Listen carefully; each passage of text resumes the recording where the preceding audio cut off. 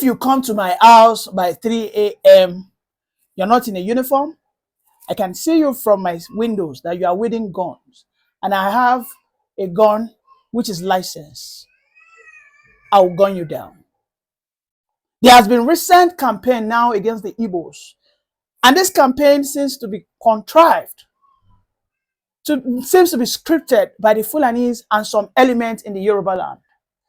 All over the social media, there's a recent campaign now that the Igbos are killing Fulanis. Not just ordinary Fulanis, they are killing Fulanis in uniform.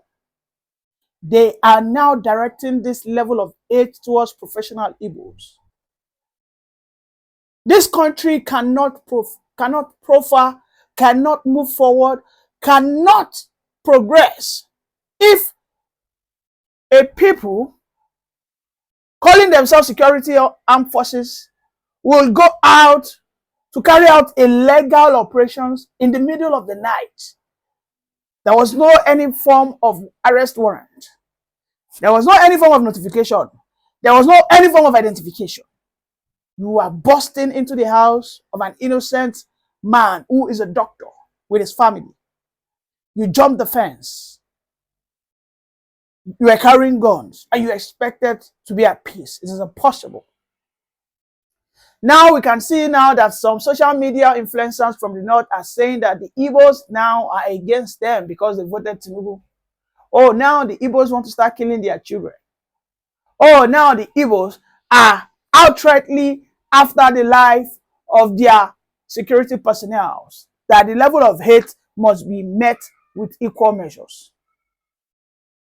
Well, the human rights, the Amnesty International, Donald Trump must be aware that if anything happens to these people, if anything happens to the Igbos in Nigeria, this is not 1966. I am sure now they are mentally capable. They now have the technical know-how. In fact, they now have competence. When I mean competent, financial capable. Those who have the financial capacity and spread to finance a battle against such appetite. Because what they are simply pushing is appetite. Instead of you people to talk into the matter on ground, why should an EFCC man who will see a politician that have stolen billions of naira, the EFCC man will look away? But because you saw a progressive Igbo man who is a medical doctor making his money legitimately, has multiple cars, then you guys saw him as a soft target. You decided to go pick him up. You didn't go during the day. You didn't send him an invite. You didn't track him to maybe in a vulnerable spot where you can pick him up. You decided to go 3 a.m. in the middle of the night to carry out a sting operation that today has been illegitimized by the current administration. EFCC some months ago, last year, precisely released a communique whereby they said that anything called night sting operations has been delegitimized. Anybody that you see in the night coming to your area claiming to be an EFCC, they are armed robbers. Little wonder EFCC has not been able to respond. Even at this time that we speak, EFCC has not been able to respond. The only people who are responding are the Yoruba bigots and of course the Hausa Fulani bigots.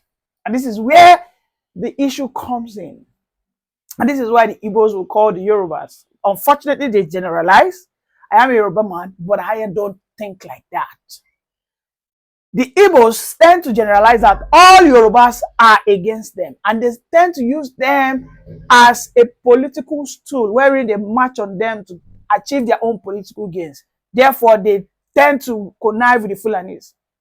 For me, I am never going to connive with evil or any bad Fulani person. If you are good, you can see that you are objective, you have a clear mind, whether you are Fulani, whether you are Igbo, whether you are Yoruba, I am ready to work with you. But you see, we have too many bigots out there.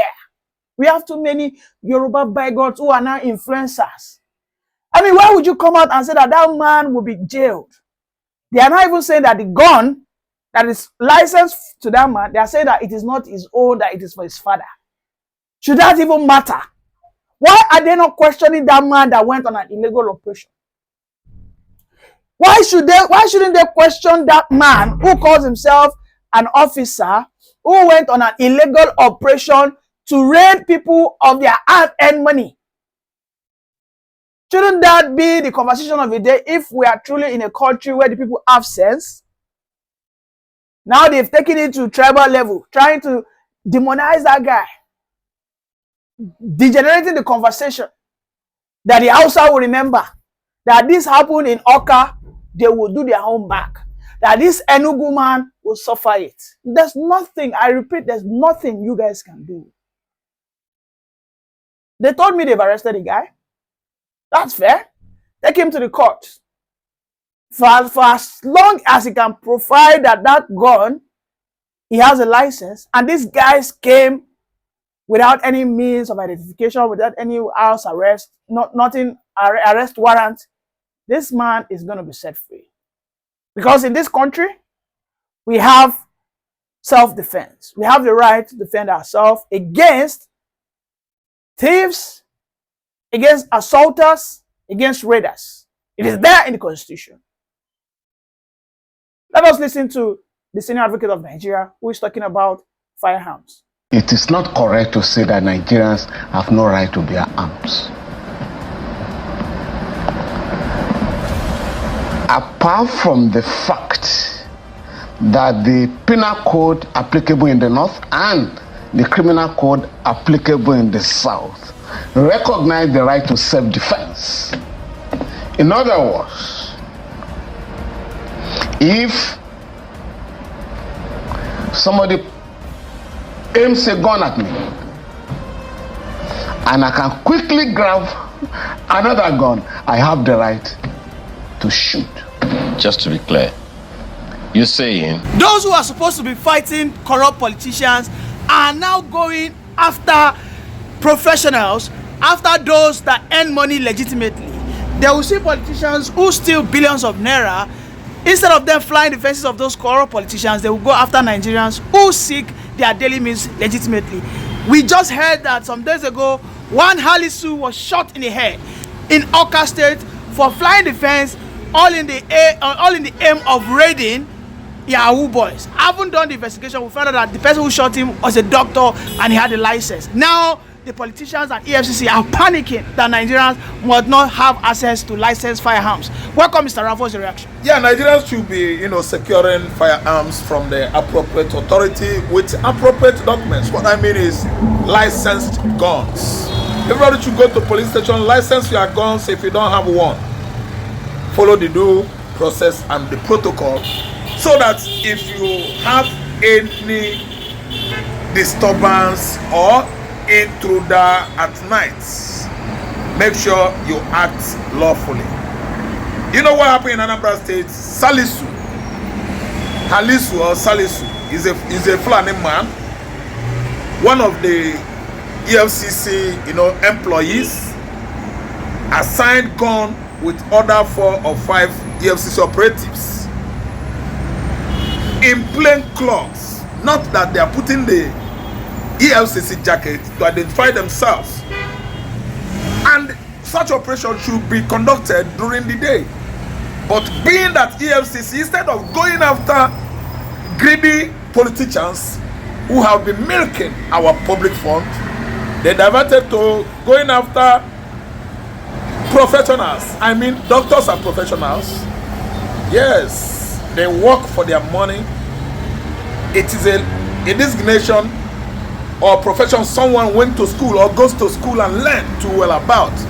And after that process, he or she operates private institution called hospital. He might be specialist or otherwise. So these EFCC officials or operatives, instead of conducting their investigation or arrest during the day, they chose to do it at night. Who knows their mission? When they are in plain clothes, without formal announcement to the victim or to the accused, they chose to scale the fence at night without the normal, at least formality, that will even identify them as financial crime unit Fighters. operatives. They scale the fence, and the professional doctor mistaking them to be armed robbers.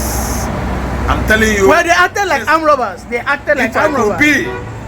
be in his position, I mean the doctor's position, or in his apron string, or in his shoes, I would have acted more than that.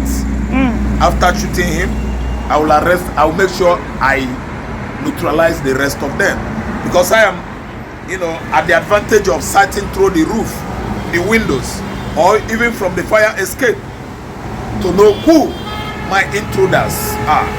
After sizing them and find out that they are not police, what will come up to my mind?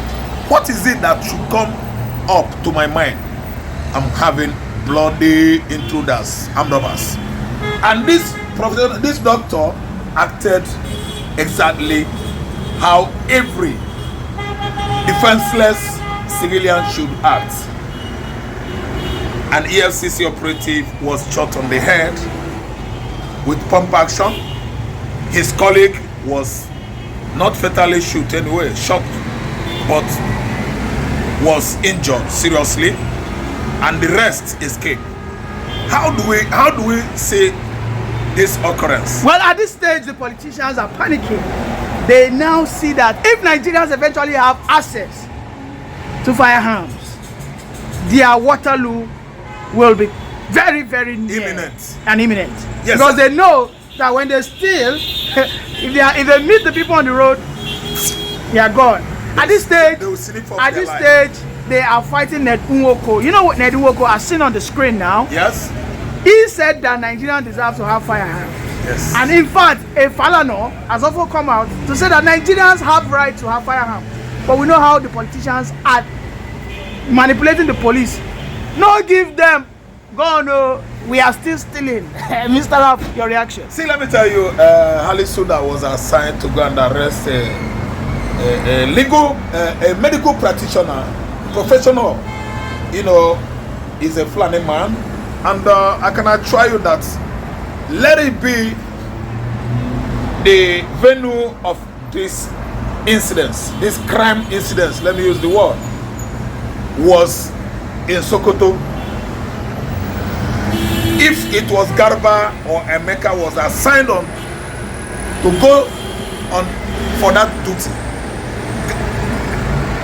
Emeka or Yinka wouldn't have at least gone with plain clothes. And the night mission of that category or magnanimity is a very dangerous, let me say, project, because you won't go at night. Night is meant for armed robbers, and this professional has mistaken him, the EFCC operatives, to be armed robbers, And rightfully so. and rightfully he defended himself. Because they were not So uniform. what we are saying now is, instead of going after politicians that have been stealing money, they are now choosing to go after Nigerians.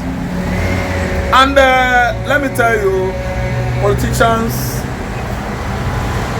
even the forces, armed forces, they have begun to be afraid of Nigerians this time, because they will actually, they will actually be coming out with the fact now that Nigerians have chosen to defend themselves.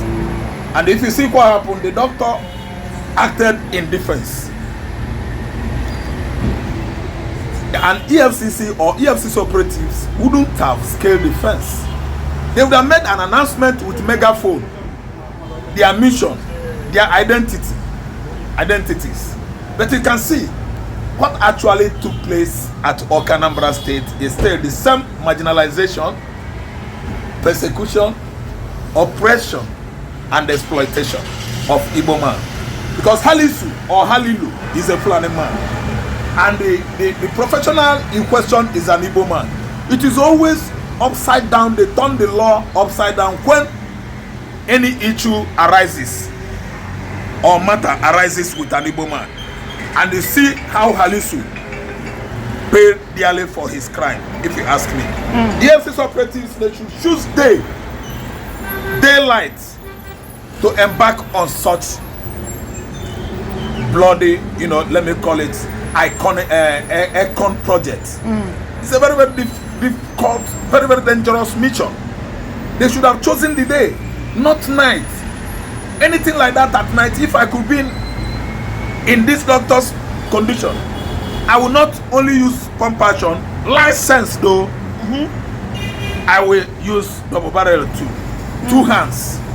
And I'll make sure that nobody, no single soul out of the 4 to 5 operatives that invaded the doctor's compound would have escaped. Thank you very much, Mr. Ra, for that brilliant submission. Yeah.